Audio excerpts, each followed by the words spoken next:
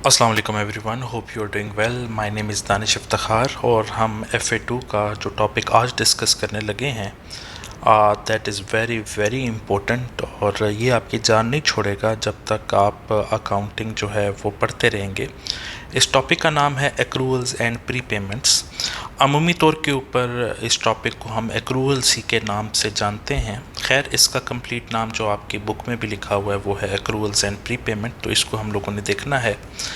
आपने याद ये रखना है कि एक्रूवल्स जो है वो अकाउंटिंग के अंदर एक कॉन्सेप्ट है, एक प्रिंसिपल है, एक कन्वेंशन है, एक रूल है, एक ट्रेडिशन है जिसको हम फॉलो करते हैं जब भी हमने फाइनेंशियल स्टेटमेंट्स बनानी होती हैं।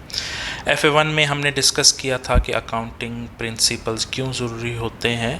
वो अकाउंटिंग प्रिंसिपल इसलिए ज़रूरी होते हैं ताकि फाइनेंशियल स्टेटमेंट्स उन रूल्स के मुताबिक बने, उन प्रिंसिपल्स के मुताबिक बने और एज अ रिज़ल्ट जिस स्टेक होल्डर की जो इंफॉर्मेशन है उस तक वो इंफॉर्मेशन रेलिवेंट और रिलायबल तरीके से पहुंचनी चाहिए। तो इसलिए हम अकाउंटिंग प्रिंसिपल्स फॉलो करते हैं। इस तरह की बड़ी सिंपल सी बात है, जब आप रोड के ऊपर गाड़ी चलाते हैं तो ट्रैफिक के कवानीन है ना, वो आपने फॉलो करने होते हैं ताकि आप अपनी मंजिल तक ठीक तरीके से पहुंच जाएं। अगर आप वो फॉलो ना करें तो ऑटोमेटिकली हादसा भी बढ़ जाएंगे, डिले भी आएगा, ट्रैफिक भी जाम होगा, तो ऑटोमेटिकली आप अपनी जो एंड में ऑब्जेक्टिव है वो अचीव नहीं कर पाएंगे किसी जगह पे पहुंचने का। Same goes with accounting as well. तो याद रखिएगा, एक्रूवल्स जो है वो अकाउंटिंग का प्रिंसिपल है। तो हम यहाँ पर लिखते हैं accrual is the principle of accounting. So accruals is accounting principle. ठीक है, एक्रूवल अकाउंटिंग का प्रिंसिपल है। और याद रखिएगा कि फाइनेंशियल स्टेटमेंट्स जो हम बनाते हैं वो एक्रूवल्स की बेसिस ही के ऊपर बनाते हैं। तो आज हमने डिस्कस करना है ये एक्रूवल किस बला का नाम है।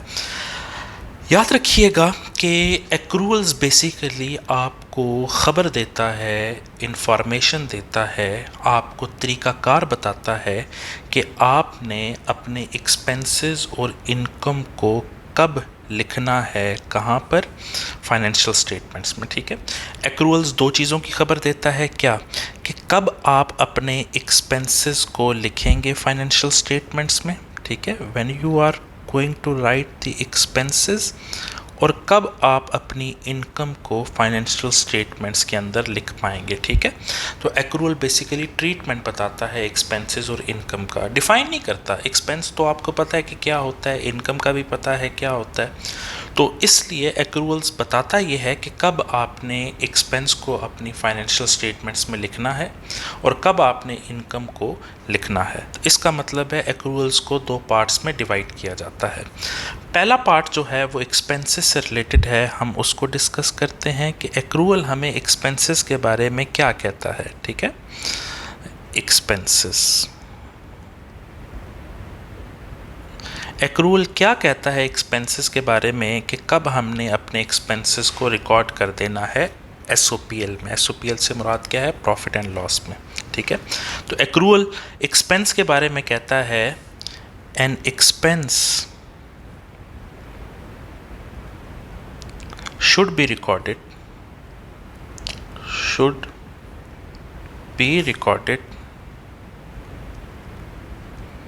once it incurred, whether cash is paid or not। ठीक है, एक्रूवल एक्सपेंस के बारे में हमें क्या कहता है, एक्रूवल कहता है कि आप अपने एक्सपेंस को, खर्चे को लिख लें जब वो इनकर्ड हो जाए। तो यहाँ पर सबसे इम्पोर्टेंट वर्ड जो है वो है इनकर्ड का। एक्रूवल कहता है कि आप अपने एक्सपेंस को लिख लें जब वो क्या हो जाता है, वो इनकर्ड हो जाता है। चाहे आप कैश पे कर रहे हैं या कैश पे नहीं कर रहे, एक्रूवल कहता है मेरा उससे कोई लेना देना नहीं है। जब आपका ख़र्चा हो जाए इनकट तो आप रिकॉर्ड कर लें, कैश से मेरा कोई लेना देना नहीं है। अब सवाल ये पैदा होता है कि ये जो वर्ड इनकर्ड है इसका बेसिकली मतलब क्या है। ठीक है। इनकट का मतलब बेसिकली होता है कि when you have taken the benefit, जब आपने बेनिफिट ले लिया तो आपका खर्चा हो गया। समझ रहे हैं बात? इनकट का मतलब क्या है? बेनिफिट। जैसे कि फॉर एग्जांपल आप एक रेस्टोरेंट गए, वहाँ पर आपने खाना खाया और जब आप खाना खा चुके थे आपका बेनिफिट आपने ले लिया। अब बिल अगर आता है 2 मिनट में या 5 मिनट में आता है, लेकिन आप अपना ज़हन बना लें कि अब आपका एक्सपेंस हो चुका है, अब आपने कैश पे करना है, ऐसा ही है ना। तो उस सूरत में इनकट का मतलब क्या है? जब आप बेनिफिट ले लेते हैं तो आपका एक्सपेंस हो जाता है। Make sense? जैसे कि पूरा महीना आपने बिजली यूज़ की, अब 31 तारीख को या 30 तारीख को आपको पता है कि आप बेनिफिट पूरे महीने का ले चुके हैं, अब आपका एक्सपेंस हो चुका है, आप उसको रिकॉर्ड कर लें। ठीक है। एक्रूअल कहता है कैश से मेरा कोई लेना देना नहीं है। अगर मैं आपको बिल्कुल देसी एग्जांपल बताऊं, यहाँ पर याद करें कि आपने पढ़ा था कि जब हम उधार के ऊपर चीज़ें लेते हैं, ख़रीदते हैं सप्लायर से, तो क्या हम एंट्री पास कर देते हैं? बिल्कुल कर देते हैं। हम परचेजेस को डेबिट कर लेते थे और पेएबल्स को क्रेडिट कर लेते थे, ऐसा ही है ना। फॉर एग्जांपल हमने उधार पे $500 की चीज़ें ली हैं तो हम ये एंट्री पास कर देते थे ना। अब सवाल ये पैदा होता है कि आपने अभी तक तो कैश की पेमेंट नहीं की, तो अब आपने परचेजेस को अपना एक्सपेंस क्यों रिकॉर्ड कर लिया? क्योंकि हम बेनिफिट ले चुके हैं, हम चीज़ें उठा के ले आए हैं। समझ रहे हैं ना बात? तो एक्सपेंस के बारे में एक्रूअल हमें यही गाइड करता है कि when you have taken the benefit you have to record your expense whether you are paying cash और नॉट। एक्रूअल कहता है कैश से मेरा कोई लेना देना नहीं है। ये जो एक्सपेंस है एक्रूअल के अंदर, इसको फर्दर 2 कैटेगरीज में डिवाइड किया जाता है। पहली कैटेगरी जो है वो कहलाती है एक्रूड एक्सपेंस। क्या कहलाती है? Accrued expense. और दूसरी कैटेगरी कहलाती है प्रीपेड एक्सपेंस। पहली कहलाती है एक्रूड एक्सपेंस और दूसरी कहलाती है प्रीपेड एक्सपेंस। मैं थोड़ा सा दोबारा बता दूं आपको। एक्रूअल्स हमें ख़बर देता है कि हमने एक्सपेंस और इनकम को कब अपने फाइनेंशियल स्टेटमेंट्स में रिकॉर्ड करना है। फाइनेंशियल स्टेटमेंट से मुराद है, आपको पता है, एक्सपेंस और इनकम जाता है इनकम स्टेटमेंट में, एसओपीएल में। कब रिकॉर्ड करना है?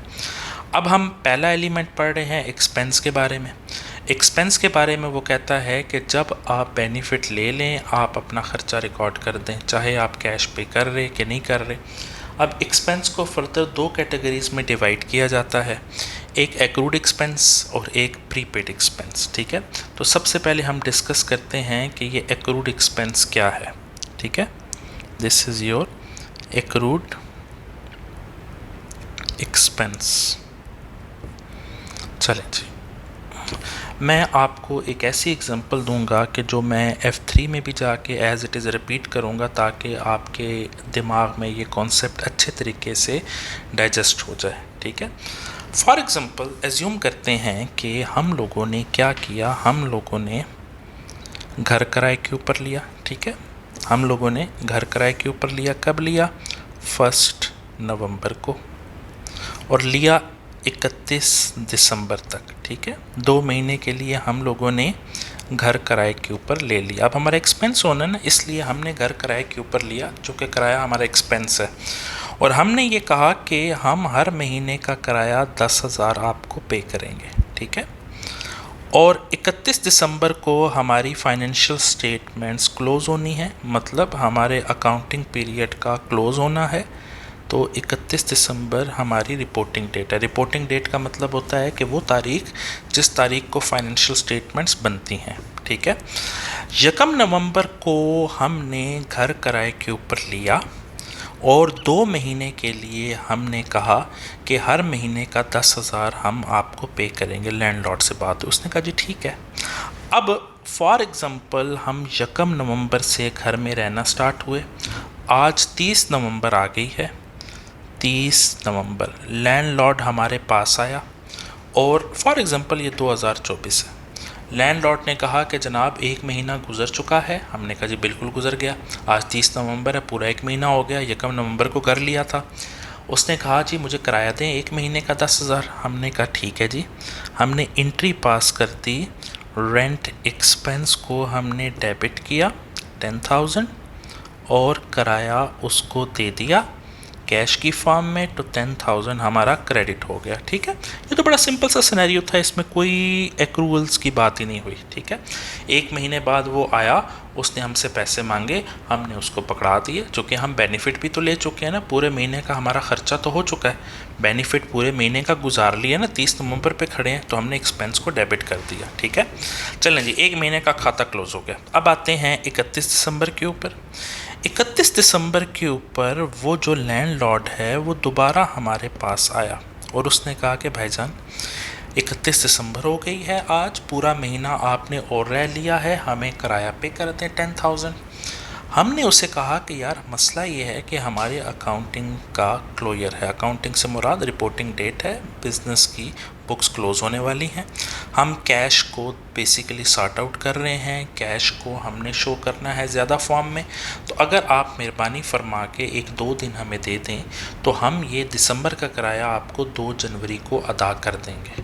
ठीक है, तो उसने कहा जी कोई मसला नहीं है, ठीक है आप 2 जनवरी को अदा कर देना। हमने कहा चलो भाई ठीक हो गया। अब कैश का आउटफ्लो तो 31 दिसंबर को हो नहीं रहा, तो हम अब उसको किराया पे करेंगे 2 जनवरी को, बात ख़त्म होगी। हम आ गए वापस अपने रूम में और आके सो गए। जैसे ही रात के 11 बजे तो एक बाबा जी आ गए डंडा लेके, और बाबा जी ने ये कहा कि देखो तुमने दिसंबर का बेनिफिट ले लिया कि नहीं लिया। हमने कहा जी पूरा ले लिया बेनिफिट, 1 महीना रह लिया, तो 31 दिसंबर को पूरे महीने का बेनिफिट ले लिया। उसने कहा तो तुम अपने रेंट को रिकॉर्ड तो करो ना कि तुम्हारा खर्चा हो चुका है। हमने कहा बाबा जी आप कौन है? वो कहते जी मैं तो एक्रूअल हूँ। ओह अच्छा। हमने कहा एक्रूअल यही कहता है हमें कि जब बेनिफिट ले लिया तो खर्चे को रिकॉर्ड कर दें।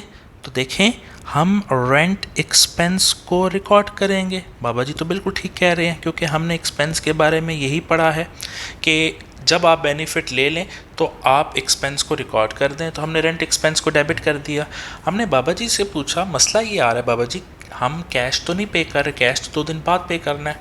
तो एक्रूअल बाबा जी ने कहा कोई मसला नहीं, आप अपनी लाइबिलिटी इंक्रीज़ कर देना कि जो आपने बेनिफिट ले लिया है अब उसकी अदायगी करना आपकी लाइबिलिटी है।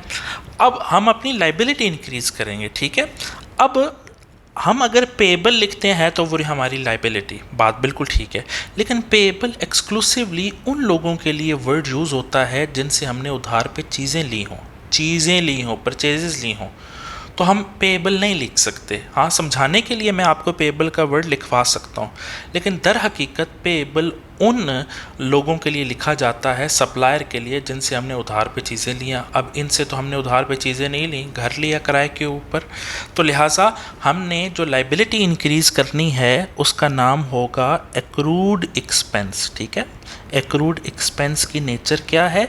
ये हमारी बेसिकली लाइबिलिटी है। ठीक है, कि हमारा दिसंबर का भी खर्चा हो चुका, चूँकि हम बेनिफिट ले चुके, कैश का आउटफ्लो तो नहीं हो रहा, लेकिन हमारी लाइबिलिटी इंक्रीज़ हो रही है कि जो बेनिफिट ले लिया अब किराया पे करना मस्ट हो गया है। बात समझ आ गई? अब जब हम 31 दिसंबर को अपनी फाइनेंशियल स्टेटमेंट बनाएंगे SOPL। ठीक है, अगर फॉर एग्जांपल ये एक्रूअल बाबा जी नहीं आते, ठीक है, तो हमने सिर्फ ये एंट्री रिकॉर्ड की होती है ना रेंट एक्सपेंस की, जो कि हमने तो यही सोचा होता कि यार चूँकि 2 जनवरी को किराया पे करना है लिहाजा 2 जनवरी को रिकॉर्ड करेंगे। तो हमने क्या किया होता, हमने सिर्फ ये एंट्री पास की होती, तो हम अपना रेंट एक्सपेंस रिकॉर्ड कर चुके होते 10,000, लेकिन एक्रूअल बाबा जी आने की वजह से हमने ये एंट्री भी तो रिकॉर्ड कर दी है ना, चूँकि हम बेनिफिट ले चुके हैं, अब हमारा ख़र्चा हो चुका है तो हमने रिकॉर्ड कर दिया। तो लिहाजा ये जो एक्रूड एक्सपेंस है ये एक्चुअल में हमारे करंट एक्सपेंसेस को बढ़ा गया है। अगर एक्रूड एक्सपेंस ना होता, एक्रूअल ना होता, तो ऑटोमेटिकली हमारा 10,000 का खर्चा होता, लेकिन चूंकि एक्रूड एक्सपेंस आ गया, एक्रूड एक्सपेंस का मतलब क्या है, बेनिफिट ले लिया है तो एक्सपेंस रिकॉर्ड कर दें, और नंबर 2 अपनी लाइबिलिटी इंक्रीज़ कर दें।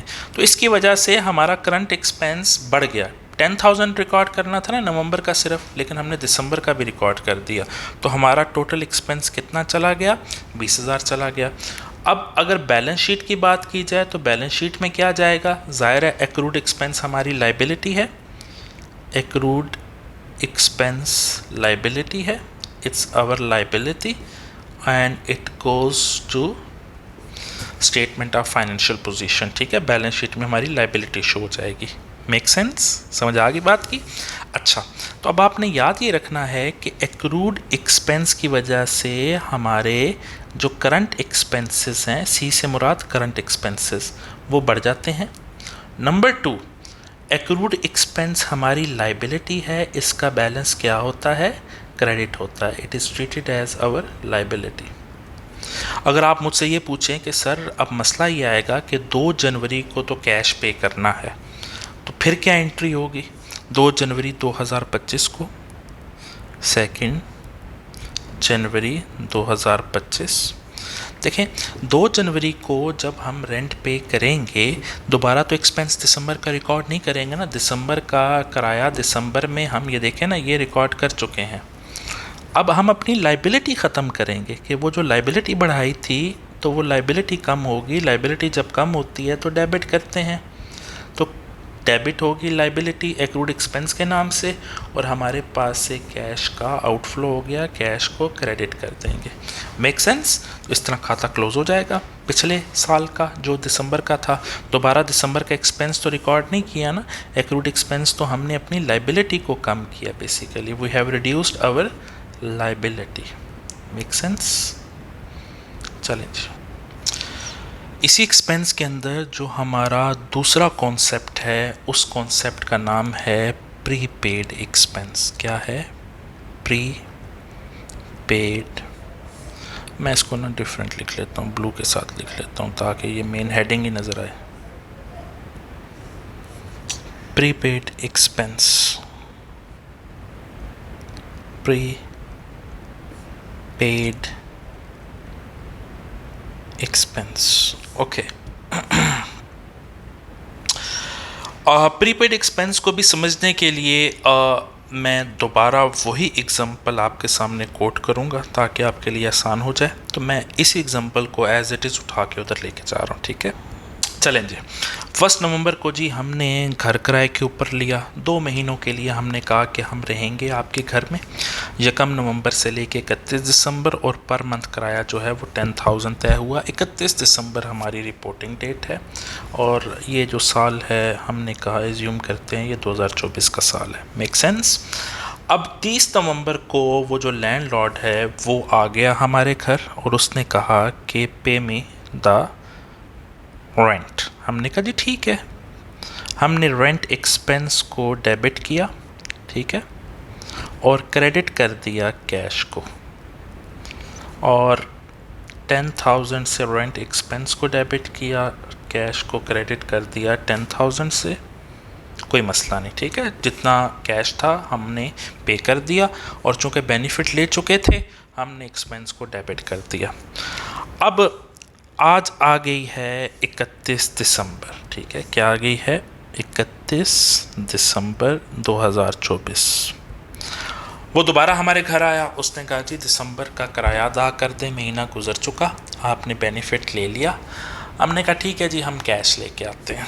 हमारे पास कैश पड़ा हुआ था तो हमने उसको कैश पे कर दिया। तो हमने एंट्री पास की रेंट एक्सपेंस डेबिट, ऑल दो हमारी रिपोर्टिंग डेट है लेकिन हमारे पास कैश ज़रा सरप्लस पड़ा था, हमने कहा चलो कैश पे कर देते हैं। रेंट एक्सपेंस को डेबिट किया और कैश को क्रेडिट कर दिया। ठीक है, अब दिसंबर का किराया बनता है 10,000। ठीक है, दिसंबर का बेनिफिट लिया, एक्सपेंस को डेबिट कर दिया। अब हमने क्या किया, हमने 10,000 देने की बजाय उसको 20,000 पकड़ा दिए। जब हमने उसको 20,000 पकड़ाए तो उसने कहा कि जनाब दिसंबर का किराया 10 बनता है, नवंबर का आप ऑलरेडी दे चुके हैं, आप मुझे 20 क्यों पकड़ा रहे हैं। हमने कहा कि भाई बात ये है कि हम ये चाहते हैं कि हम जनवरी में भी तुम्हारा घर यूज़ करें। ठीक है, हम चाहते हैं कि जनवरी में भी हम तुम्हारा घर इस्तेमाल करें, तो जनवरी का किराया हम तुम्हें एडवांस में दे रहे हैं 10,000, और कब दे रहे हैं हम, 31 दिसंबर को दे रहे हैं। जनवरी का किराया हमने उसको एडवांस में पे कर दिया 10,000। उसने कहा जी बिल्कुल ठीक हो गया, मैं तो चाहते ही ये था कि मेरा घर लग जाए किराए के ऊपर। तो उसने 20,000 लिया, वो चला गया। ठीक है, बात ख़त्म हो गई। हम सोए रात को 11 बजे। आगे कौन? एक्रूल बाबा जी। एक्रूल बाबा जी ने हमसे गुजारिश की कि जनाब ऐसा है कि क्या जनवरी का बेनिफिट आपने ले लिया? हमने कहा नहीं, अभी तो हम 31 दिसंबर पे खड़े हुए हैं, जनवरी का बेनिफिट तो हमने नहीं लिया। तो बाबा जी कहेंगे कि तुमने ये 20,000 में जो 10,000 जनवरी का है वो भी रिकॉर्ड कर लिया, क्यों रिकॉर्ड किया? Why you have did that? Make sense? हमने कहा जी बाबा जी बिल्कुल ठीक कह रहे हैं आप। तो फिर हम क्या करेंगे? हम बेसिकली एक एंट्री और पास करेंगे। ठीक है, हम क्या एंट्री पास करेंगे 31 दिसंबर को? हम 31 दिसंबर की रात तो 2024 11 बजे एंट्री पास करेंगे कि वो जो जनवरी का हम एक्सपेंस रिकॉर्ड कर चुके हैं 10,000, वो एक्चुअली एक्सपेंस नहीं हुआ, तो एक्सपेंस को क्रेडिट कर देंगे। अब कैश तो लैंडलॉर्ड नहीं देगा, उसको तो हम एडवांस पेमेंट कर चुके हैं, लिहाजा हम अपना एसेट डेबिट कर लेंगे कि अब बेनिफिट हम लेंगे उससे फ्यूचर में। ऐसा ही है ना? तो रिसीवेबल को डेबिट कर सकते हैं, लेकिन रिसीवेबल का वर्ड मुनासिब नहीं है, चूँकि रिसीवेबल है तो आपका एसेट, आपने एसेट ही को डेबिट करना है। लेकिन रिसीवेबल का वर्ड एक्सक्लूसिवली उन लोगों के लिए यूज़ होता है जिनको आपने उधार पे चीज़ें बेची हों। अब आपने उधार के ऊपर चीज़ें तो बेची भी नहीं है, इसलिए अब आपने बेनिफिट जो लेना है फ्यूचर में लैंडलॉर्ड से, जिसको आप एडवांस में पेमेंट कर चुके हैं, करना डेबिट आपने एसेट ही है, लेकिन उस एसेट का नाम होगा प्रीपेड एक्सपेंस। क्या नाम होगा? प्रीपेड एक्सपेंस को आप डेबिट कर देंगे 10,000 से। Make sense? तो ये आप एंट्री पास करेंगे। ठीक है, अब जब आप SOPL बनाएंगे तो क्या होगा? 31 दिसंबर 2024 को जब आप SOPL बनाएंगे तो आपने अपना, अगर एक्रूल बाबा जी ना होते तो एक एक्सपेंस ये रिकॉर्ड किया होता, एक एक्सपेंस ये रिकॉर्ड किया होता, तो तीसरी एंट्री तो पास ही ना की होती ना। अगर एक्रूल बाबा जी ना होते तो आप अपना एक्सपेंस रिकॉर्ड कर चुके होते 30,000। देखें ना, 10,000 ये, 20,000 ये एज्यूम करें एक्रूल बाबा जी ना आते, एक्रूल कॉन्सेप्ट ना होता तो आप ये एंट्री तो रिकॉर्ड ही ना करते। ऐसा ही है ना? तो आपने तो 30,000 रिकॉर्ड किया हुआ था एक्सपेंस, लेकिन एक्रूल बाबा जी ने समझाया कि बेनिफिट लिया नहीं था तो आपने एक्सपेंस रिकॉर्ड नहीं करना था। हमने एक्रूल बाबा जी के मुताबिक अपना एक्सपेंस कम कर दिया, यानी कि प्रीपेड एक्सपेंस की वजह से हमारे करंट एक्सपेंसेस कम हो जाते हैं, जो कि हम ज़्यादा रिकॉर्ड कर चुके होते हैं। क्यों रिकॉर्ड कर चुके होते हैं? जो एडवांस पेमेंट कर चुके होते हैं उसको भी हमने एक्सपेंस बना लिया होता है, जबकि कॉन्सेप्ट के मुताबिक जब तक बेनिफिट लेंगे नहीं तो एक्सपेंस रिकॉर्ड नहीं होगा। तो प्रीपेड एक्सपेंसेस की वजह से हमने जो कराया 30,000 रिकॉर्ड कर लिया था, जनवरी का जो एडवांस में पे किया था वो भी रिकॉर्ड कर लिया था, अब हम उसको कम कर देंगे। ठीक है, और जब हम बैलेंस शीट बनाएंगे, स्टेटमेंट ऑफ फाइनेंशियल पोजीशन, तो प्रीपेड एक्सपेंस को अपना करंट एसेट बनाएंगे। ठीक है, प्रीपेड एक्सपेंस हमारा क्या है? करंट एसेट है, तो उसको हम करंट एसेट बनाएंगे। ठीक है, it is treated as our current asset. अगर आप मुझसे ये पूछें कि सर जब अगला साल आएगा 31 जनवरी 2025 तो फिर हम क्या एंट्री पास करेंगे? कैश दोबारा देंगे? क्यों भाई, कैश क्यों दोबारा देना है उसको? 31 जनवरी 2025 को हम जो अपना ये प्रीपेड एक्सपेंस एसेट रिकॉर्ड कर चुके थे कि अब हम जिसका पेमेंट एडवांस में पे कर चुके हैं उसका बेनिफिट फ्यूचर में लेंगे।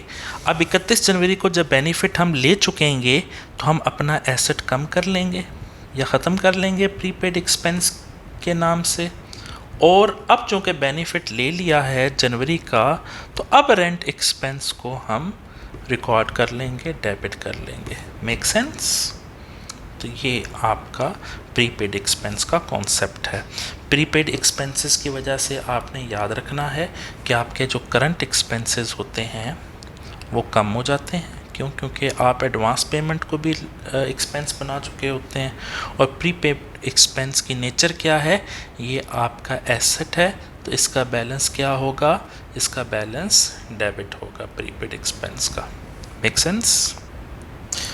चलें जी, ये हमने कंप्लीट कर लिया कि एक्रूअल के अंडर एक्सपेंस के साथ क्या मामलात होने हैं, और एक्सपेंस के अंदर दो कॉन्सेप्ट हैं, प्रीपेड एक्सपेंस और एक्रूड एक्सपेंस, वो भी हम लोगों ने डिस्कस कर लिया।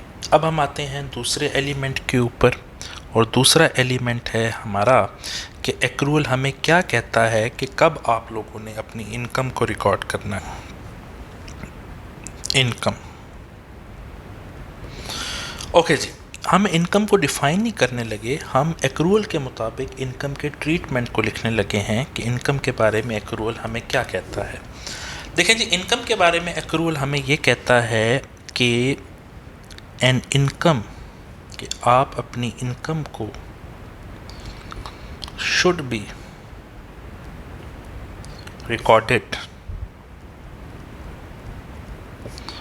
Once it earned. ठीक है, कहता है कि आप अपनी इनकम को रिकॉर्ड कर लें जब वो अर्न हो चुकी है, वेदर, चाहे कैश इज रिसीव्ड और नॉट। कहता है कैश के साथ कोई लेना देना नहीं है, आप अपनी इनकम को उस वक्त रिकॉर्ड कर लें जब वो अर्न हो चुकी हो। कहता है कि कैश के साथ कोई लेना देना नहीं है, an income should be recorded once it incurred whether cash is received और नॉट। अब सवाल ये पैदा होता है कि ये जो अर्न है इसका मतलब क्या है। ठीक है ना, अर्न का मतलब क्या है, तो आपने याद रखना है, अर्न का मतलब बेसिकली होता है when you have provided the benefit, जब आपने बेनिफिट प्रोवाइड कर दिया तो आपकी इनकम अर्न हो चुकी है, आप उसको रिकॉर्ड कर लें, चाहे कैश रिसीव हो रहा है या नहीं हो रहा। इसकी बिल्कुल लेमैन वाली मैं अगर आपको एग्जांपल दूं कि इनकम अर्न होने का मतलब क्या है, अगर आप थोड़ा सा याद करें, जब आप उधार के ऊपर चीज़ें बेचते थे तो आप डेबिट किसको करते थे, अकाउंट रिसीवेबल्स को डेबिट करते थे, ऐसे ही है ना, रिसीवेबल्स डेबिट, और क्रेडिट आप सेल्स को कर देते थे, ऐसे ही है ना, इनकम को रिकॉर्ड कर लेते थे। अब फॉर एग्जांपल आपने $800 की चीज़ें बेची हैं उधार के ऊपर, आपने रिसीवेबल को डेबिट कर लिया और इनकम सेल्स को रिकॉर्ड कर लिया। अब सवाल ये पैदा होता है कि कैश तो रिसीव ही नहीं हुआ, तो अब आपने सेल्स इनकम को क्यों रिकॉर्ड किया, क्योंकि एक्रूअल ने हमें ये बताया था कि जब हम बेनिफिट प्रोवाइड कर दें इसका मतलब हमारी इनकम हो चुकी है, हमने चीज़ें उठा के कस्टमर को दे दी हैं ना, हमने बेनिफिट प्रोवाइड कर दिया तो हमने अपनी इनकम को रिकॉर्ड कर लिया। कैश उसने नहीं दिया तो कोई मसला नहीं, अगर कैश देता तो कैश डेबिट कर लेते, कैश नहीं दिया तो रिसीवेबल डेबिट कर लिया। दोनों सूरतों में जब हम बेनिफिट प्रोवाइड कर चुकेंगे हम अपनी इनकम को क्रेडिट कर लेंगे। ठीक है, अगेन इनकम के दो कॉन्सेप्ट्स हैं, जिस तरह एक्सपेंसेस के दो कॉन्सेप्ट्स थे, इनकम के भी दो कॉन्सेप्ट्स हैं, एक एक्रूड इनकम और एक है prepaid income. One is accrued income and one is prepaid income. ठीक है, तो अब हम डिस्कस करते हैं कि ये जो एक्रूड इनकम है इसका कॉन्सेप्ट क्या है। ऐसा करते हैं कि हम वही एग्जांपल ले लेते हैं जो कि मैं आपको रेंट वाली बता रहा था, लेकिन अब उसका पहलू चेंज कर लेते हैं। पहलू चेंज करने से मुराद क्या है, पहले हमने घर किराए के ऊपर लिया था कि हम रेंट पे कर रहे थे, अब इसको ओपोजिट चले जाएं, हमने घर किराए के ऊपर दे दिया किसी टेनेंट को, अब हमने उससे रेंट लेना है, तभी इनकम होनी है ना हमारी। एज्यूम करते हैं कि एक टेनेंट हमारे पास आया और उसने कहा कि जनाब हमने आपका घर लेना है किराए के ऊपर 2 महीनों के लिए, 1 नवंबर टिल 31 दिसंबर, और हम आपको 10,000 का किराया पे करेंगे। हमने कहा जी ठीक है आप ले लें। तो 30 नवंबर और 31 दिसंबर 2 तारीखें हैं जब किराया आएगा हमें। ठीक है, रिपोर्टिंग डेट फॉर एग्जांपल 2024 लिख लेते हैं, 31 दिसंबर हमारी रिपोर्टिंग डेट है। रिपोर्टिंग डेट का मतलब होता है वो डेट जिस तारीख को बिज़नेस के रिजल्ट्स पब्लिश होने होते हैं, ठीक है। फाइनेंशियल स्टेटमेंट्स बनती है, साल का इख्तिताम होता है, फाइनेंशियल ईयर का एंड होता है। अब 1 नवंबर को उस पार्टी ने रहना स्टार्ट किया हमारे घर में। आज 30 नवंबर हो गई है, it's 30 November 2024। We went to the tenant और हमने उसको कहा कि 1 month has pass, now it's 30 November, give me my rent, मेरा किराया मुझे दे दें 30 नवंबर को। उसने कहा जी ठीक है, आप किराया ले लें। उसने हमें कैश दे दिया, कैश को हमने डेबिट किया और रेंट इनकम को हमने क्रेडिट कर लिया, ठीक है ना। रेंट हमारी यहाँ पर क्या है, इनकम है। चूँकि हमने पूरे महीने का बेनिफिट प्रोवाइड कर दिया था, हमारी इनकम हो चुकी थी, हमने रेंट इनकम को क्रेडिट कर दिया और उसने साथ ही कैश दे दिया, तो हमने कैश को भी डेबिट कर लिया, ठीक है। चलें जी, अगला महीना स्टार्ट हुआ and today is 31 of December 2024। 31 दिसंबर को हम दोबारा टेनेंट के पास गए और उसको हमने कहा कि यार महीना गुजर चुका, आज 31 दिसंबर है, मुझे दिसंबर का किराया पे कर दें। उस टेनेंट्स ने हमसे रिक्वेस्ट की कि सर हमारे भी साल का इख्तिताम है, हम कैश को एक्यूमुलेट कर रहे हैं, इकट्ठा कर रहे हैं, अगर आप मेहरबानी फरमा के 2 दिन दे दें, हम 2 जनवरी को ख़ुद आपको किराया आपके घर दे जाएंगे। हमने कहा ठीक है, कोई मसला नहीं है, 2 दिनों की बात है। अब हम आए और हम आके सो गए। रात को 11 बजे बाबा जी आ गए डंडा लेके। बाबा जी से नाम पूछा, उन्होंने कहा जी एक्रूअल बाबा मेरा नाम है। उन्होंने ये कहा कि क्या दिसंबर 31 तक आपने दिसंबर का बेनिफिट प्रोवाइड कर दिया। हमने कहा जी बिल्कुल प्रोवाइड कर दिया। तो उसने कहा कि जब बेनिफिट आपने प्रोवाइड कर दिया है तो आप अपनी इनकम को रिकॉर्ड करें ना। हमने कहा बाबा जी क्या है, तो बिल्कुल ठीक रहे हैं। हमने अपनी रेंट इनकम को रिकॉर्ड किया, क्रेडिट कर दिया, चूँकि इनकम हमारी अर्न हो चुकी है, ठीक है, रेंट इनकम को क्रेडिट कर दिया। अब बाबा जी से पूछा कैश तो आया नहीं है, तो डेबिट क्या करें। तो बाबा जी कहेंगे कि डेबिट आप एसेट करें, रिसीवेबल। अब रिसीवेबल का वर्ड तो समझाने के लिए ठीक है, लेकिन एक्चुअली रिसीवेबल तो उन लोगों के लिए लिखते हैं जिनको हम उधार के ऊपर चीज़ें बेचते हैं, ऐसा ही है ना। तो उस सूरत में हम रिसीवेबल की बजाय एसेट जो डेबिट करेंगे, उस एसेट को हम लिखेंगे किस नाम के साथ, एक्रूड इनकम के नाम के साथ, ठीक है। एक्रूड इनकम की नेचर क्या है, ये हमारा करंट एसेट है कि जो बेनिफिट हम प्रोवाइड कर चुके हैं उसकी हमारी इनकम अर्न हो चुकी है, लिहाजा हम एसेट को डेबिट करेंगे रिसीवेबल के ज़ुमरे में, ठीक है, और अपनी इनकम को क्रेडिट कर देंगे। अब जब हम SOPL बनाएंगे, अगर एक्रूअल बाबा जी ना आते तो हम सिर्फ ये 1 महीने की इनकम रिकॉर्ड कर चुके होते और हमारे ज़हन में होता कि क्योंकि हमने दिसंबर का किराया कैश की फॉर्म में रिसीव नहीं किया तो हमारी इनकम रिकॉर्ड नहीं हुई, ऐसे ही है ना। तो हम अपनी 1 महीने की इनकम रिकॉर्ड कर चुके होते, जो कि होती कितनी, 10,000। लेकिन एक्रूअल बाबा जी आने की वजह से हमने अपनी इनकम दिसंबर की भी रिकॉर्ड कर ली, क्योंकि बेनिफिट प्रोवाइड कर चुके थे। इसका मतलब है कि वो जो एक्रूड इनकम का कॉन्सेप्ट है वो हमारी करंट इनकम्स को बढ़ा देता है, और करंट इनकम हमारी कितनी हो गई, 20,000 हो गई।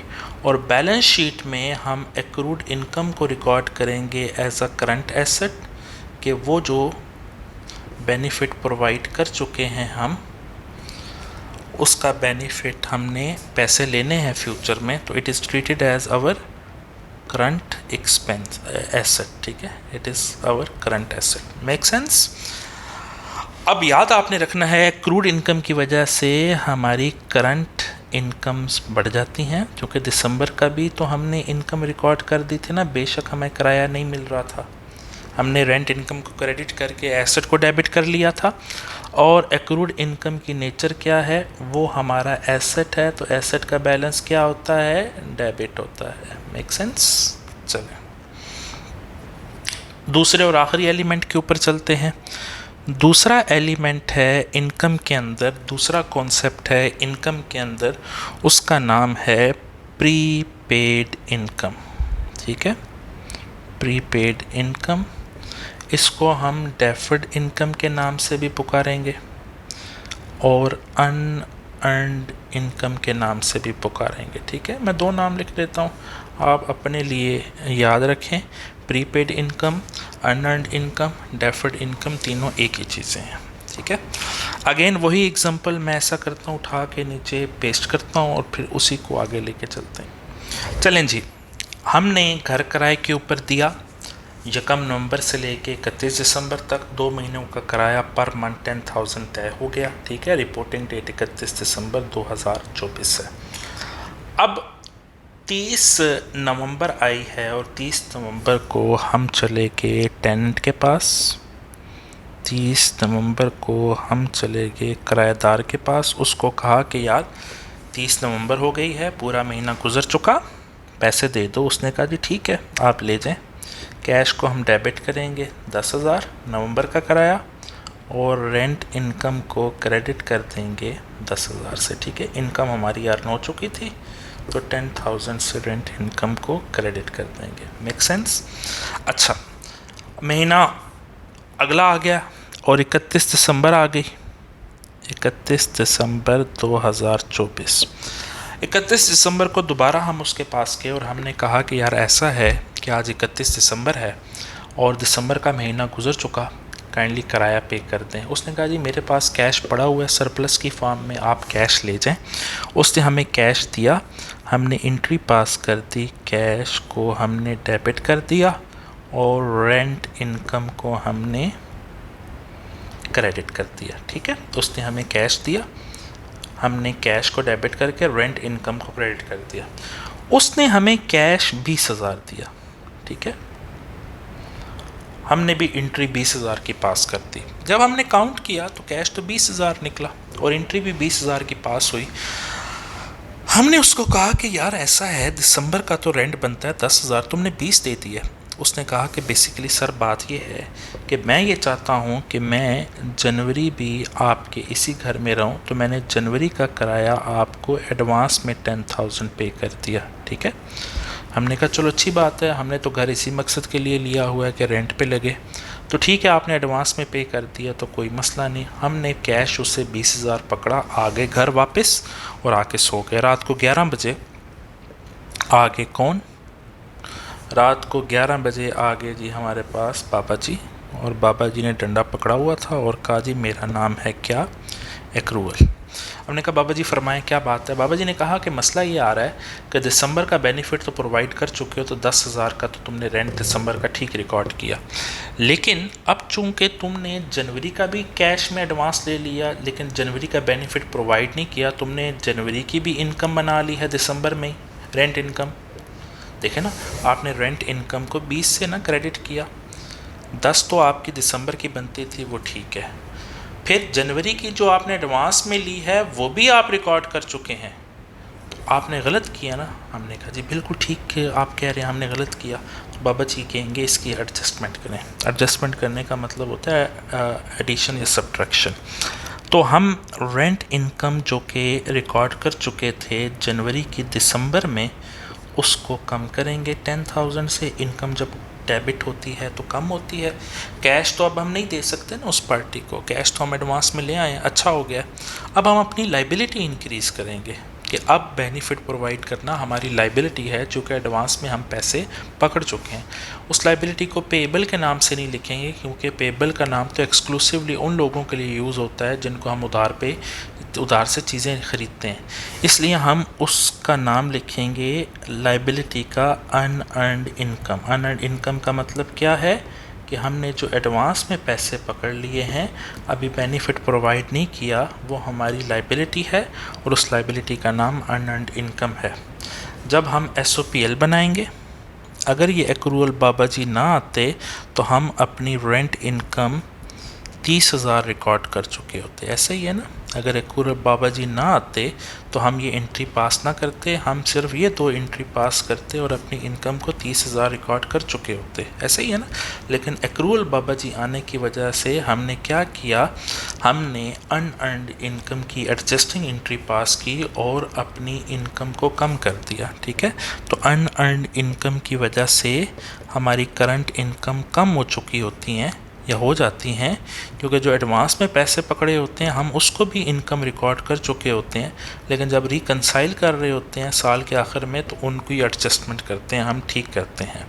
और बैलेंस शीट में अर्नड इनकम जाएगी आपकी एज अ लाइबिलिटी, कि जो एडवांस में पैसे पकड़ लिए आपने वो क्या है आपकी, वो आपकी करंट लाइबिलिटी है कि उसका बेनिफिट देना अब आपके ऊपर लाजम हो गया। और अगर आप ये मुझसे पूछें कि सर 31 जनवरी को क्या होगा, कि जब दोबारा से हम उसके पास जाएंगे, तो हम 31 जनवरी को उसके पास नहीं जाएंगे, बल्कि हम उसी की एडजस्टमेंट करेंगे कि जो एडवांस में पैसे पकड़े हुए थे, कैश दोबारा तो नहीं मांगेगा ना जनवरी का, वो चपेड़ मारेगा भाई एडवांस में जो दे दिए थे। तो हम बेसिकली जो लाइबिलिटी अपनी रिकॉर्ड कर चुके थे कि अब हमने उसको बेनिफिट जनवरी का देना है, 31 जनवरी को उस लाइबिलिटी को ख़त्म करेंगे, क्योंकि हम बेनिफिट दे चुके हैं। तो बेनिफिट जब दे चुके हैं, अनअर्न्ड इनकम को हम डेबिट करेंगे, और अब हम रेंट इनकम को रिकॉर्ड करेंगे अपनी जनवरी की, क्योंकि जब हम बेनिफिट प्रोवाइड करें तब हमारी इनकम होती है। Make sense? This is 10,000 and 10,000, ठीक है। अच्छा, प्रीपेड इनकम आपकी करंट इनकम्स को रिड्यूस करती है। प्रीपेड इनकम जो है वो हमारी करंट इनकम, सी से मुराद करंट है, उसको रिड्यूस करती है। प्रीपेड इनकम हमारी लाइबिलिटी है, तो लाइबिलिटी का बैलेंस क्या होता है? क्रेडिट होता है, ठीक है। आपने याद ये रखना है कि एक्रूअल का कॉन्सेप्ट पहली गो में कभी भी डाइजेस्ट नहीं होता, it will take lot of time. Concept समझ बाज़ आ जाता है, सवाल हल नहीं होते, ठीक है ना। परेशान नहीं होना, अगर 15-20% भी आपको चीज़ें समझ में आई हैं और 1-2 सवाल भी आपसे ठीक हो रहे हैं 20 में से, इसका मतलब है ठीक है, कोई मसला नहीं है। टाइम लगेगा प्रैक्टिस के साथ और बार बार लेक्चर देखने से, ठीक है। तो ये आपका कॉन्सेप्ट है एक्रूअल का। Thank you so much, see you.